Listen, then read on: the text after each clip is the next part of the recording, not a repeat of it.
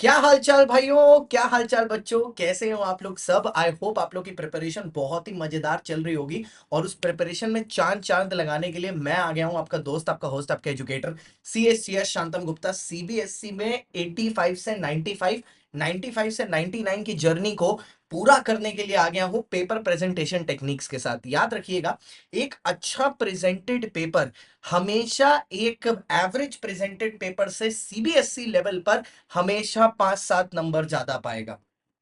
ठीक है, तो आज मैं आपको ये सारे प्रेजेंटेशन हैक्स बताने वाला हूं। बस वीडियो के एंड तक बने रहिएगा। चैनल को सब्सक्राइब पहले ही ठोक दो, क्योंकि इकोनॉमिक्स का बहुत मजेदार जुगाड़ लेके आने वाला हूं। पूरा का पूरा प्लान जब 11 मार्च से 17 मार्च से 18 मार्च तक के पीरियड में, जब 19 को हमारा इको का एग्जाम है, 11 से 18 सिर्फ चलेगा इको दे दनादन। ठीक है, कॉमर्स वाले बनेंगे चैंपियन, इसकी गारंटी लेते हैं गुप्ता जी खुद। तो चलिए सर, फिर शुरू करते हैं। अब कैसे होगा पेपर प्रेजेंटेशन, चाहे फिर वो हो बीएसटी, चाहे फिर वो हो इको, चाहे फिर वो हो accounts. How will the paper be represented. देखो सर, ये कंप्लीट गाइड है, तो बढ़िया आराम से सुनते चलेंगे। हो सकता है वीडियो थोड़ी लंबी हो जाए, लेकिन वीडियो आपको 5-7 नंबर की एज दिलाने के लिए काफी है। जैसे सबसे पहले आपके पेपर में मल्टीपल चॉइस क्वेश्चंस आते हैं। याद रखिएगा, first impression is the last impression. तो पेपर में ना ऐसे अननेसेसरी कैंसिलेशन, काटाकूटी पहले ही पेज में बिल्कुल मत करिएगा।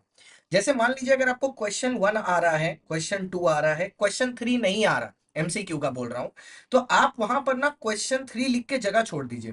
ठीक है, आप इसको स्किप करके 4 मत करिए।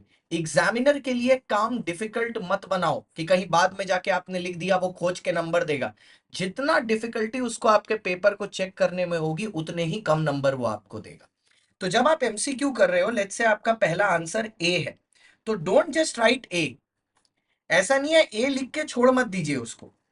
ए लिखिए, उसके बाद पूरा लिखिए। जैसे लिखे management, management is art as well as science, is art as well as science. तो जो आपका आंसर है, वो आप आंसर का कोड लिखिए और उसको पूरा का पूरा लिखिए। ए है चाहे बी है चाहे सी है, पूरा। एक लाइन छोड़िए, तब दूसरे में जाइए। अगर कोई नहीं आता है तो उसके लिए जगह छोड़ दीजिए। पहले आंसर को दिमाग में बढ़िया से डेफिनेट कर लीजिए, उसके बाद लिखिए। पहले पेज में तो एटलीस्ट कोशिश करिए कोई भी काटा कूटी एकदम नहीं करनी है। अरे एग्जामिनर को अपना दोस्त बनाना है भाई, जबरदस्ती उसका मूड नहीं खराब करना। अगर ज्यादा काटाकुटी देख लेगा, उसका मूड खराब हो जाएगा, फिर वो तुम्हारे पेपर पर गुस्सा निकालेगा। तो वो नहीं करना है। तो मल्टीपल चॉइस क्वेश्चन में क्या हमें आंसर के साथ साथ पूरा वो जो ऑप्शन है वो भी लिखना है। The answer is yes, toppers के पेपर में लिखा जाता है। ठीक है, उसके बाद 3 मार्क्स आंसर में आते हैं। सर, जब आप 3 मार्क्स आंसर बना रहे हो, आप कोशिश करना ये चीज कि जैसे आपने आंसर चालू किया, तो आप 3 मार्क्स आंसर में लेट्स से आपने 2 लाइनें लिखी, इसके बीच में ना एक फ्लो चार्ट टाइप का बना दो। ठीक है, ये बेसिकली थ्योरी पेपर में काम करेगा।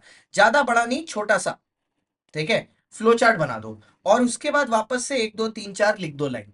फ्लो चार्ट हमेशा बीच में बनाना, ना तो स्टार्टिंग में ना तो एंडिंग में, ऑलवेज बीच में। बीएसटी और इको में तो एक बात याद रखना, वो जो ब्लैक बोल्ड पॉइंट्स होते हैं ना, जैसे फीचर्स हो गया, मेरिट्स हो गया, डीमेरिट्स हो गया, एडवांटेजेस हो गए, जो ब्लैक बोल्ड पॉइंट्स है, वो एकदम सेम टू सेम होने चाहिए जो किताब में है, आपके एनसीईआरटी में है। और कीवर्ड्स को ना अंडरलाइन कर देना। अब क्या होगा, अगर आपके ब्लैक बोल्ड पॉइंट्स सेम है ना, अंदर का मसाला आपने अपनी तरीके से भी लिखा है, एग्जामिनर इतना देखता नहीं है, वो नंबर आपको दे देगा। तो फ्लो चार्ट से आपकी प्रेजेंटेशन इंप्रूव हो जाएगी। ठीक है, ज्यादा नहीं। जैसे मान लो अगर बोला कि फॉर एग्जांपल उसने बोला मैनेजमेंट के फीचर्स बताओ। अब तुमको पता है 4 फीचर्स लिखने हैं मेरे को, तो तुमने क्या किया, ऐसा एक तो 1 2 3 4 ऐसा करके बादल बना के चारों फीचर्स के नाम लिख दिए यहाँ पर। तो उसको ना एक आइडिया हो जाएगा कि बच्चे को चारों फीचर पता है। अब आपने चारों फीचर डिफाइन किया। ऐसा भी हो सकता है, अगर उसको कीवर्ड दिख गए, यहीं पर तुम्हारे 3 नंबर बैठा के वो आगे बढ़ जाएगा कि बच्चे को पता तो है, नॉलेज तो है उसको। तो ऐसे करके आप 3 मार्क के आंसर को प्रेजेंट करेंगे। एक क्वेश्चन आता है डिफरेंस बिटवीन का। सर, डिफरेंस बिटवीन के क्वेश्चन में अगर आप बेसिस लिख दो, तो आप ये समझ लो कि आपके आंसर में 4 चांद लग गए। एग्जामिनर बहुत खुश हो जाएगा बेसिस में।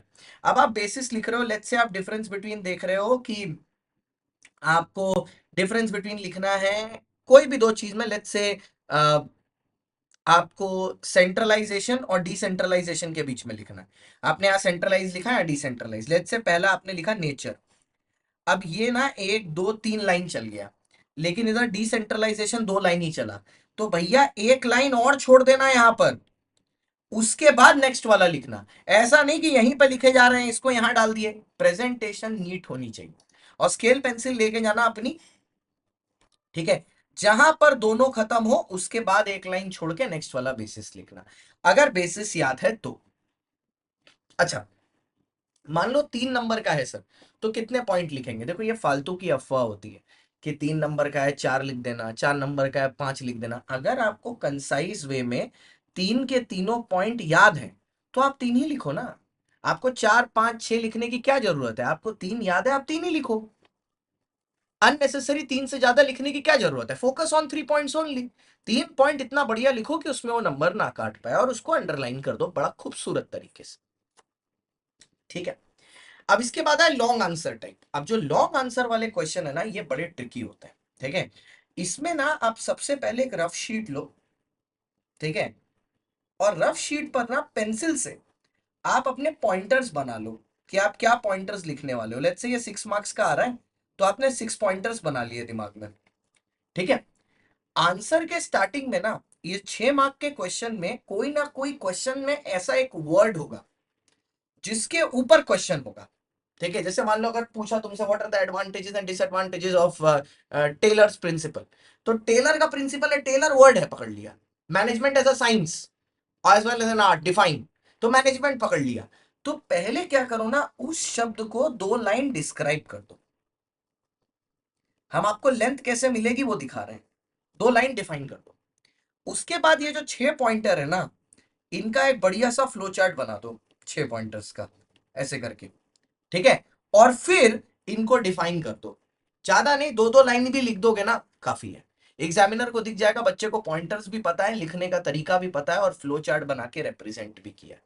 तो flow chart with answers will work, flow chart without answers will not work, ठीक है। ये चीज याद रखना, ऐसा नहीं कि खाली ड्राइंग ही बना के चले आ रहे हैं पेपर में। बट अगर आप इसके हिसाब से करते हो, आपके बहुत अच्छी प्रेजेंटेशन होगी पेपर में, और अच्छे नंबर लाने की बहुत बहुत चांस है। सो अब सीबीएसई के एग्जाम्स एकदम से, एक पेपर तो हो गया, 22 तारीख को बीएसटी का पेपर है, उसके पहले मैंने ये बता दिया। तो भैया अब इसको यूज करें और चैनल के साथ बने रहें, बहुत सारा कंटेंट आने वाला है सीबीएसई का, खूब मजा आने वाला है। अब जाओ जुगाड़ को सेट करो और पेपर पास करो।